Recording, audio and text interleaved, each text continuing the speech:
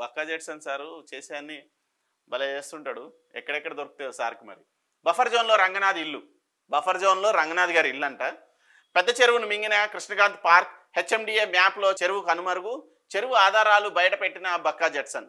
City bureau November 23. Hyderabad ఈసవగూడలోని Krishnakanth park దగ్గరలోనే రంగనాథ్ ఇల్లు ఉందని, అది చెరువు బఫర్ జోన్ పరిధిలోకి వస్తుందని కాంగ్రెస్ బహిష్కృత నేత బక్కా జెట్సన్ తెలిపారు. ఇందుకు సంబంధించిన కొన్ని ఆధారాలు బయటపెట్టారు.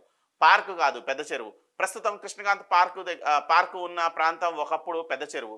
చంద్రబాబు హయాంలో చెరువును పూడ్చి పార్కును నిర్మించారు. ఎక్కడైనా చెరువు గట్టున మైసమ్మ గుడి ఉంటుంది. కృష్ణకాంత్ పార్కుకు సమీపంలోని కట్టమైసమ్మ ఆలయమే నిదర్శనం. పెద్ద చెరువు ఆధారాలు హెచ్ఎండిఏ మ్యాప్లలో మనకు కనిపించవు. కానీ 100 ఏళ్ల క్రితం నాటి మ్యాప్లలో పెద్ద చెరువు ఆనవాళ్లను బక్కా జెట్సన్ బయటపెట్టారు. చెరువు బఫర్ జోన్లో నిర్మించిన ఇంట్లో నివసించడం లేదని రంగనాథ్ నిరూపించుకోగలరా అని జెట్సన్ ప్రశ్నించారు. పేదలకు ఒక న్యాయం, సీఎం అన్నకు మరో న్యాయమా? వెంగళరావు నగర్లో రంగనాథ్ నివసిస్తున్న ఇల్లు పెద్ద చెరువు బఫర్ జోన్లో ఉంది. హైడ్రా పేరుతో రంగనాథ్ అన్యాయంగా పేదల ఇండ్లు కూల్చారు. బాధను చెప్పుకోవడానికి, సామాన్లు తరలించుకోవడానికి కూడా సమయం ఇవ్వలేదు. 2 నెలలు కష్టపడి 100 ఏళ్ల నాటి మ్యాప్ సేకరించాను. ప్రభుత్వం 2013 భూసేకరణ చట్టాన్ని ఎందుకు అమలు చేయడం లేదు? ప్రజలకు ఒక న్యాయం, సీఎం అన్న తిరుపతి రెడ్డికి మరో న్యాయం ఉంటుందా? హైడ్రా కూల్చివేత బాధితులకు పరిహారం చెల్లించాలి. బక్కా జెట్సన్ కాంగ్రెస్ బహిష్కృత నేత. సో ఇది పరిస్థితి. బక్కా జెట్సన్ గారు అయితే 100 ఏళ్ల పాత మ్యాప్ని తీసుకొని వచ్చారు. నిజంగా బఫర్ జోన్లు, చెరువులు, అన్ని కుంటలు మింగేశారు.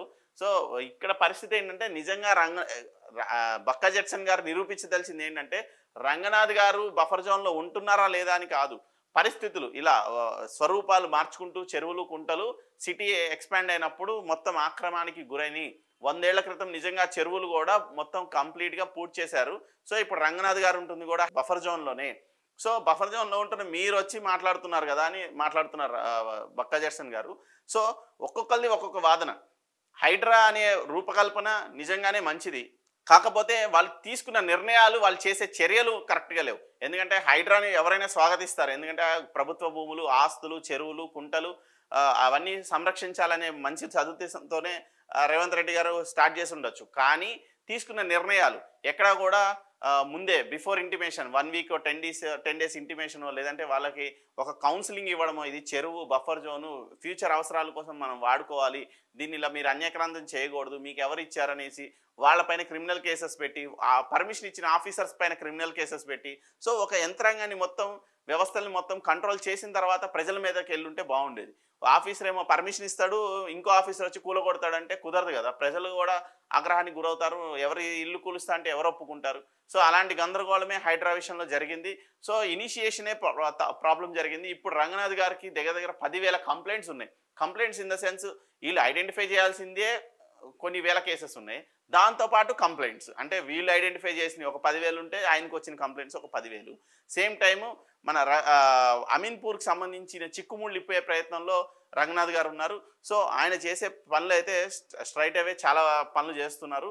అది ఎవరైనా సరే హైడ్రాకి సంబంధించి కావచ్చు, మీ ఆస్తులు కావచ్చు, మీ రోడ్లు కావచ్చు, ఎక్కడైనా అన్యక్రాంతమై కబ్జాలకు గురైతే కూడా రంగనాథ్ గారికి ఒక రిప్రజెంటేషన్ ఇస్తే ఖచ్చితంగా ఆయన ఫోకస్ చేస్తారు.